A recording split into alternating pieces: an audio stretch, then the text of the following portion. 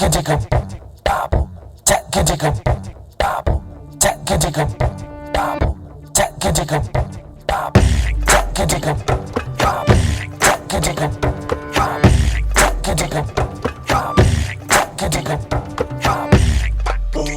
saya menanam bumi, menanam bumi.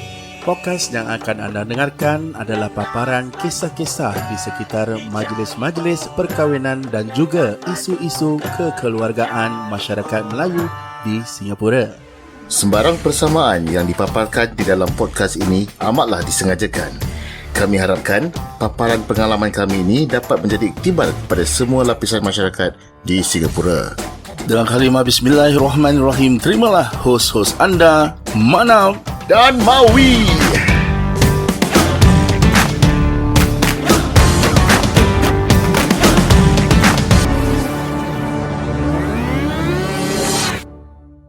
Assalamualaikum warahmatullahi ta'ala wabarakatuh. Ladies and gentlemen, together with the both of us, saya Mim Alip Nap Manap. Saya Mim Malib WI Mawi. Ini Manap and Mawi Show in Spotify, Facebook Live dan juga YouTube Live dan juga di Apple Podcast. Episod hari ini dibawakan khas untuk anda oleh www.nakkawin.com. Dan nakkawin.com adalah sebuah portal pemasaran, e-commerce portal yang mempamerkan semua perkhidmatan dan juga produk-produk yang bersangkut paut dengan perkahwinan, majlis-majlis persandingan kita. Baik sebelum, pre ataupun sesudah. Post saya jadi macam nak cari Pak Andam, Kompang, ataupun selepas tu nak cari rumah, pergi holiday, honeymoon, semua ada terdapat di www.nakkawin.com. Okey. Apa khabar semua? Kita bersama sekali lagi hari ini di hari dan bulan yang baik ini, di bulan Ramadan ni. Hari ini kita cuba berdui bahasa. We're gonna try to converse. Tonight in English episode will be in two different languages, English and Melayu. Gilbert will do the sign language lah. Malay 6:30, English not feeling well as per normal. Your one not feeling well. My English still fasting. So belum buka. So macam mana you okay? Alhamdulillah. Okay, Alhamdulillah. Today we just received good news for the whole of Singapore that, on April 26. 29 26 lah. Is it? Yes, 26, right? April 26. April 26 that I all have to check. all the restriction or whatever will be lifted. So there's no more safe distancing. You may remove your face mask, and you only have to wear your face mask indoors. Correct. And all the workforce can go back to default setting. Okay. Borders are all open. Travel no need. Pre-departure checks and everything. All these things is all lifted. I mean, all in all, it's a good indication. It's a good indication to show that we are heading towards the right direction lah. We are healing. Not only us, but the world globally. Yes. And the best part, just before Hari Raya, we can go out. I don't know. You see, it's been 3 years. The Malay community has this. Want to go out, one whole family. Yes. Go with bus, go with lorry.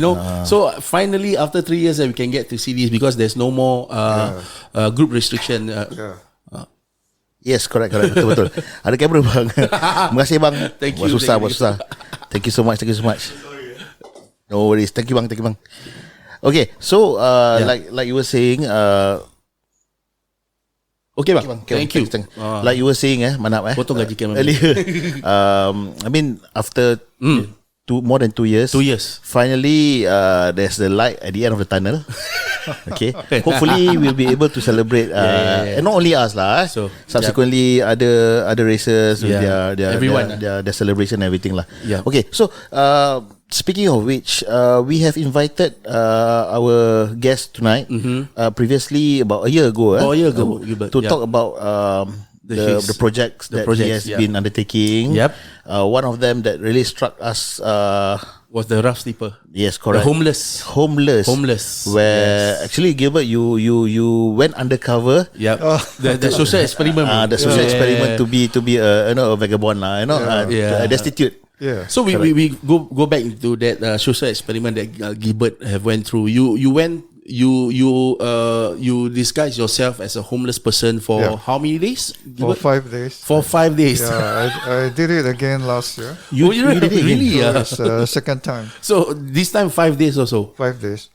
It's normally 26, 27, 28, 29, 30 of December. Same So thing. No money, no nothing. No money, no food, no water. Is there any difference right now In comparison to the previous one? I think I'm more experienced. Second round.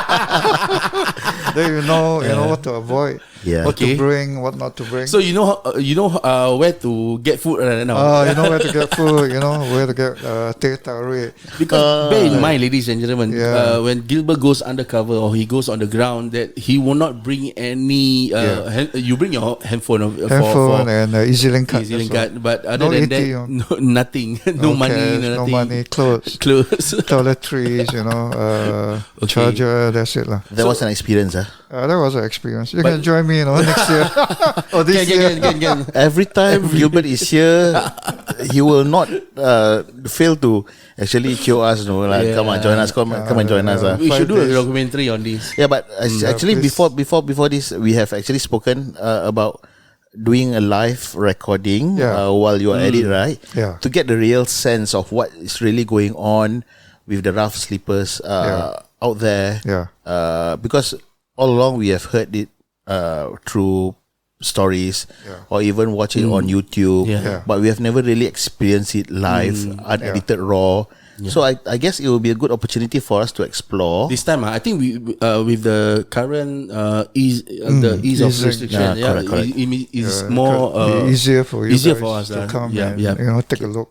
Other than that, what have you been up to, Gilbert? What are the projects that you have been? Oh, there's so many. Among which one to start?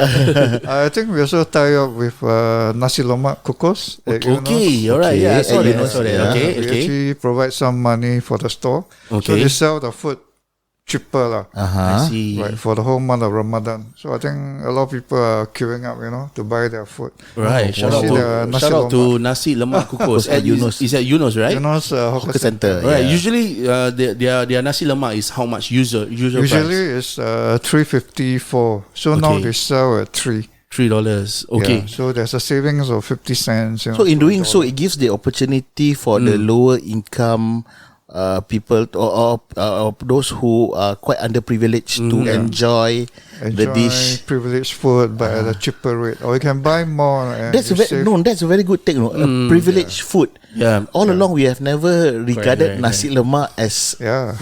an item of luxury. Maybe for normal people out there Yeah. who haven't been in the situation where they are like these people who are homeless, those needies, this nasi lemak is something very privileged, no, bro. Yeah, correct. We have been taking it for granted all along. I think so. Correct, correct. And not only nasi lemak lah. I mean, among the many things like what is Kopi, teh. like what you mentioned earlier, the teh tarik, right? Yeah. For that 5 days that you went undercover, right, to get a packet of teh tarik, what was the feeling? Wow, it was like heaven. For Morning, for someone like you who really have to have their teh tarik in the morning, you have it's- coffee. So it's something that I every morning need. So if you don't have it, you're not Gilbert lah. You can't function, Cannot function, literally. Yeah, I but it feel was you, brother. difficult, I difficult feel to you. ask for free cup of coffee or Okay. teh tarik. It's a lot of pride that you need to remove. A lot of humility. Just to ask for free for food and drinks is not easy. It's as good as begging, right? Yeah, it's literally begging. Begging, yeah. So in your second social experiment where you go out and try to be homeless, do you go to the same place that you previously go? Actually, I try not to. This is so easy, right? Go back to the same store and they will Convenient. give me. Yeah. So I think I try half those that will give me before, and half untested. Okay. So I need to literally beg. How does it go? It was not easy, as I say. There's a lot of humility, a lot of testing, a removal of pride, And somehow when they reject you, you feel down for the whole day. Precisely. Yeah, that's the ego is there. I mean, you went through a 5-day experience. Yeah. You imagine those destitutes, those homeless, who have to Every day, actually go through that Every day, of their Every life. day, You know, I think it's difficult for them. And do you find that some of them who have been isolated for a very long time, they tend to be not socialized anymore, or their human interaction is different. Yeah, I they think they rather be quite seclusive lah. seclusive. Isolated. I think they feel they are not worth I see. to talk to you. Like they're so low, they are like dirt. No, they feel like they are dirt. Okay. So when you talk to them, they feel human. Okay. They feel like they are the lowest of the lowest as a human being. And that is sad actually. That's sad. That's sad. I mean, actually, that's how I feel. No? When I was trying as a homeless for 5 days, I feel lousy. If you don't feel you are worth it as a human being, like you have nothing, no dignity, no humanity. I would want to address this this particular issue where, I mean, of late, I'm not sure whether it's related to the COVID-19, the pandemic, but I think a few months ago me and a group of friends did try to actually go on a so-called feed the homeless. So not as big as a scale as yours. No, just a small one. A few family members. The issue that we faced was that it's hard for us to actually locate these homeless people. We go to all those known places, known to have a lot of homeless. So we were told, subsequently we were told that there was a so-called cleanup lah. I mean, all these homeless people were put to a shelter, which is quite a good thing lah. At least they have a proper shelter above their head and everything. But despite all that, I'm very sure you are also aware that there are still people going still literally underground. Yeah, like we just went to Harbourfront 2 weeks ago to give the Ramadan Aid Fund. So we give a ang pao of $50 each, rough slipper. And there are about 15 to 20 of them at Harbourfront. That's a lot. It's a lot. Okay, we will not want to specifically mention where Harbourfront. Okay. Sorry. No, it's okay, but Well, you know Harbourfront, that's it. Harbourfront, that's it lah. Because the last thing we want is for us to pecah lubang and for the authorities to go Actually, and hunt. They know lah. I mean, we all know that they know lah. They know. And they also know that we know that they know. So what? I know? I don't know. So, but the thing is that the whole point is that despite all the measures that they have been taking right, there are still rough sleepers out there lah. There's still new one. I mean, for everyone that they put in the shelter, there's 1 or 2 more that replace them. So I see quite a lot of new faces in Harbourfront. Really? See. But there are some that left for the shelter. But hey, there's new one that came to replace but them. what could have been the main cause of an individual being homeless? So many reasons. Like they could be divorced, chased out of the family, or they are released from prison, or drug rehab, and they have nowhere to go. I see. So they went to Harbourfront. Or they just had a quarrel, a big fight, with the family. So they left home and they go to Harbourfront. I think Harbourfront predominantly 90% Malays. We didn't know that. We didn't know that. Until Gilbert told us just before the recording. I can bring you there. But for life. Not just the reasons that Gilbert has already mentioned. Tapi I think there are some of them who are stranded here, bro. Maybe I don't know about our Malaysian friends who are also stranded here. That could have been the reason as well. But now with the causeway, the borders are open, we can still go back. Correct. But I think is it more rough now than before, Gilbert? You see the trend? I would say, is it growing numbers or is it no? I would say a lot went to the shelter. I think the charities, the NGO did a good job. Okay. But there's so many charities helping the rough sleepers. So I'm happy.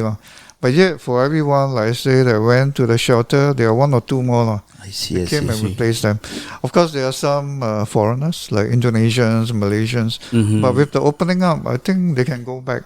To some extent, it really, it can at least ease off some of the difficulties faced by our friends from overseas lah. So the main feature that we wanted to have you on board in our episode, Gilbert, is because like what you mentioned, you were distributing your Ramadan Aid Fund. Oh yes. Which how did it go? Started off? Is it a new initiative or was it previously? I think we did that before, last year. Okay. We like distribute a certain fund for those who have no money to break fast after fasting. Because we realized, hey, actually there are people who don't have money to break fast after they are fasting, and it's one whole day, and they have nothing to look forward to. Especially the homeless people. Especially the homeless or those very poor elderly. I see. Or those single moms. In fact, we have cases where elderly ladies don't have nothing. She said, "I got nothing in my house." If I may interject, I am a bit disturbed. Okay, I might sound very unfiltered. Okay, whatever it is what it is. Why does it take a non-Muslim, non-Malay? Yes. Are we going there?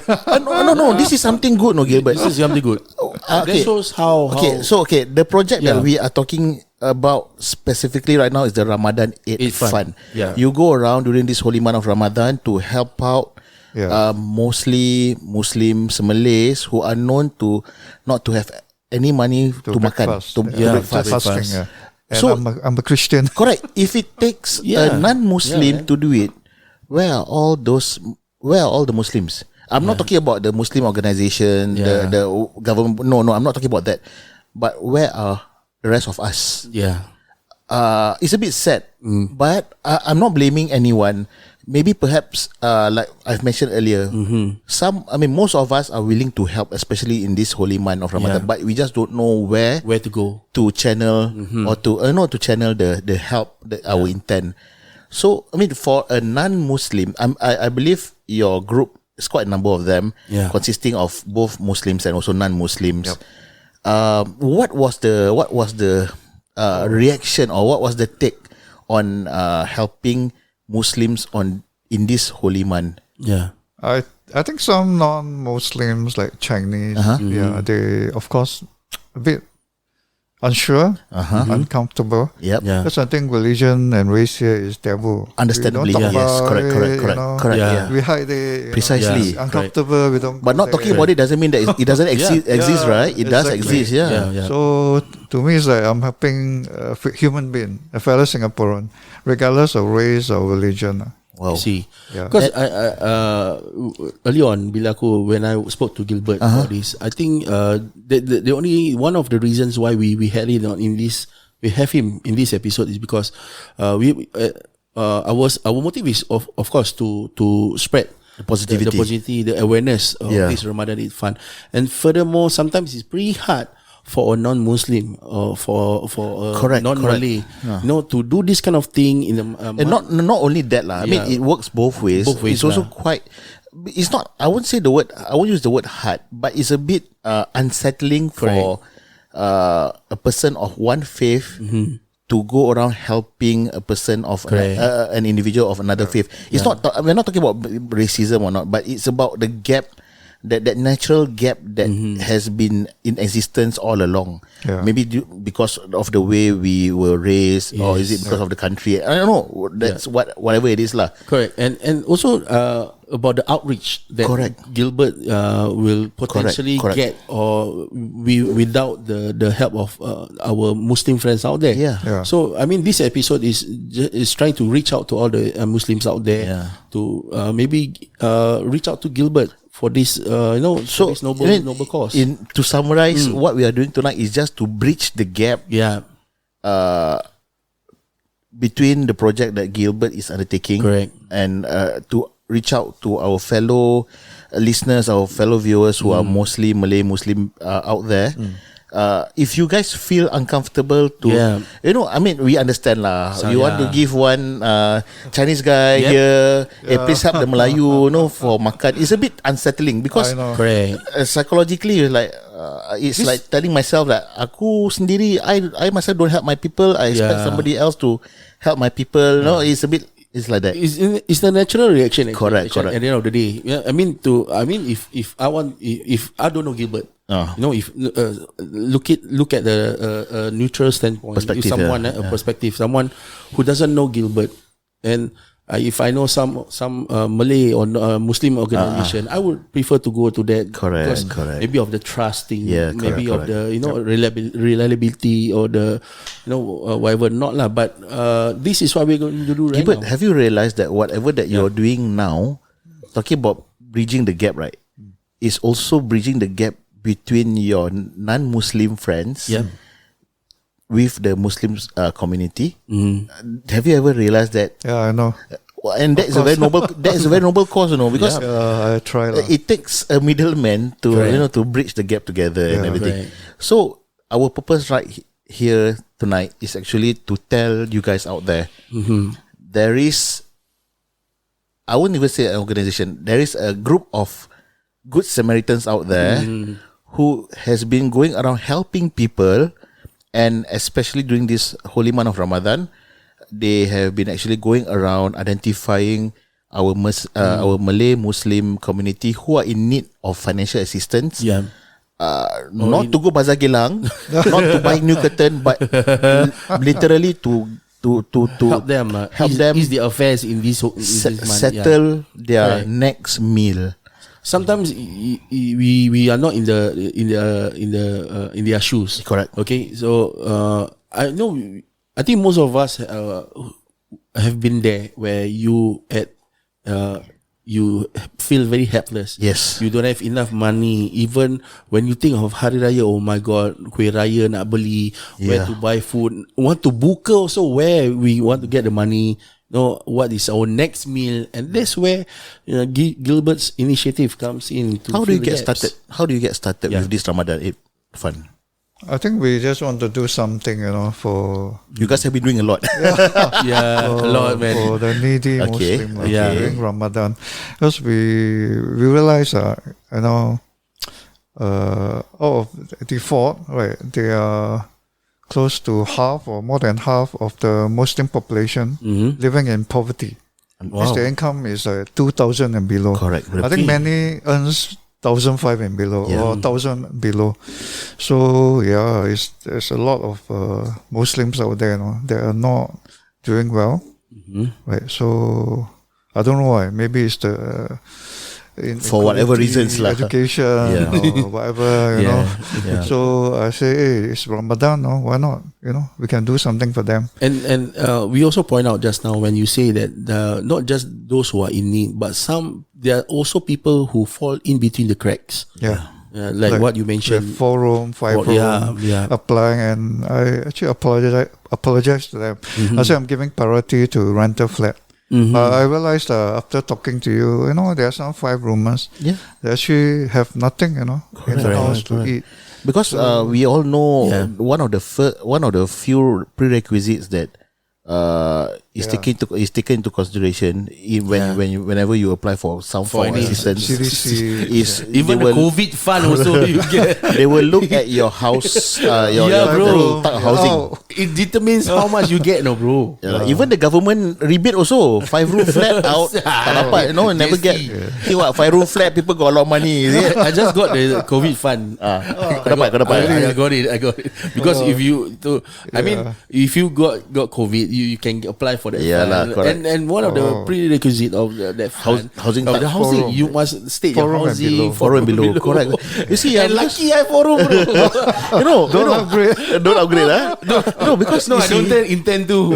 Wow. no, the situation is as real as it is because we understandably we know that there should be some form of filtering done, correct? Yeah. Because the only way for you all to know, you all need to filter out, because you all cannot give to any father, mother, son who come and ask from you. A lot of operational management have to be put in place if you want to He is filter out a lot. Gilbert Goh. He is not the DBS Bank.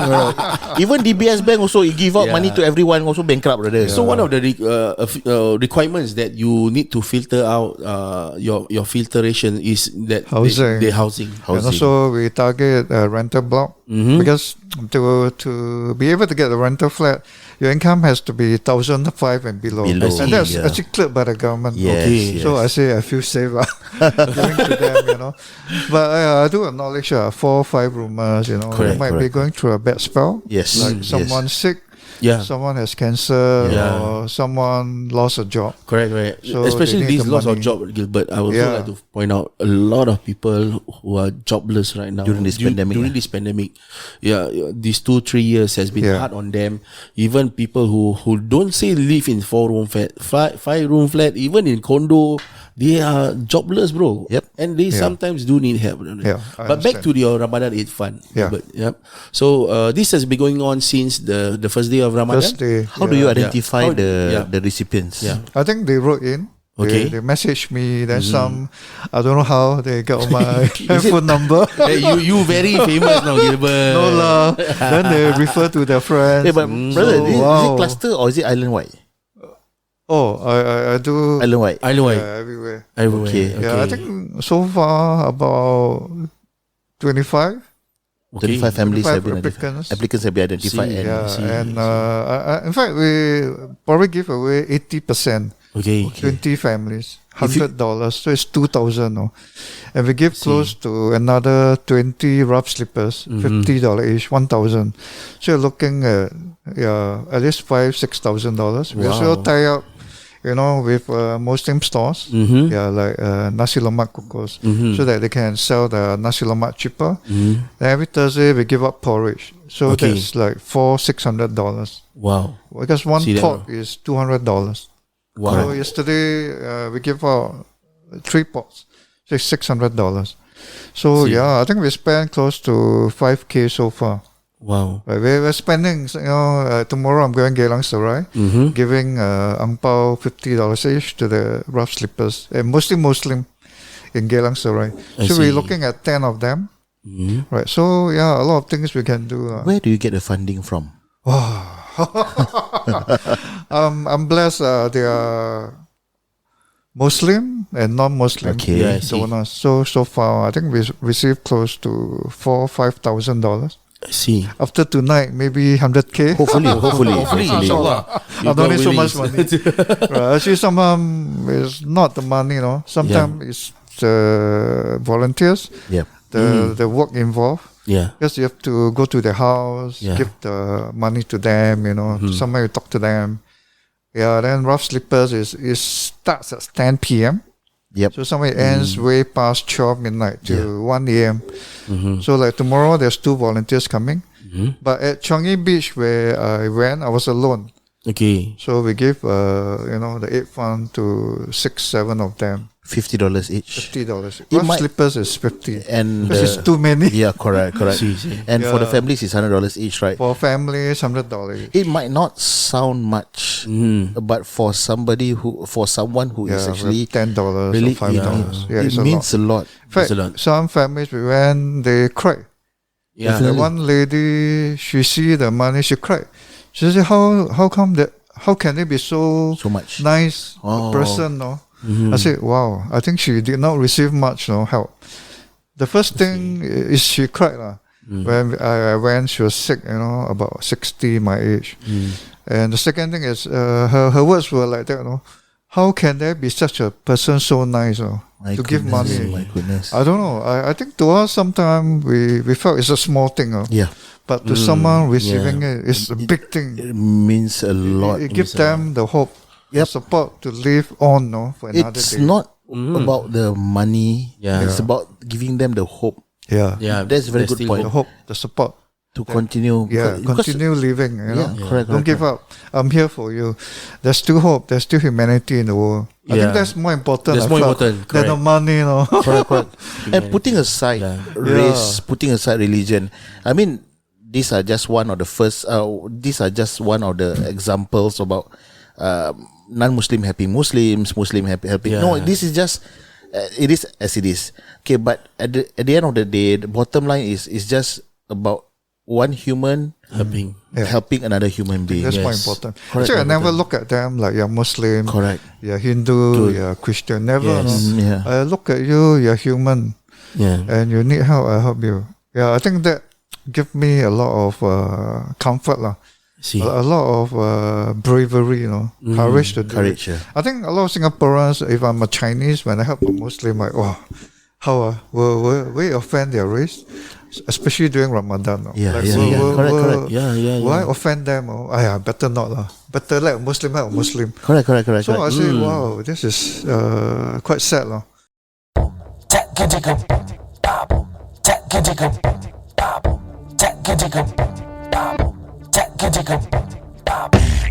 Take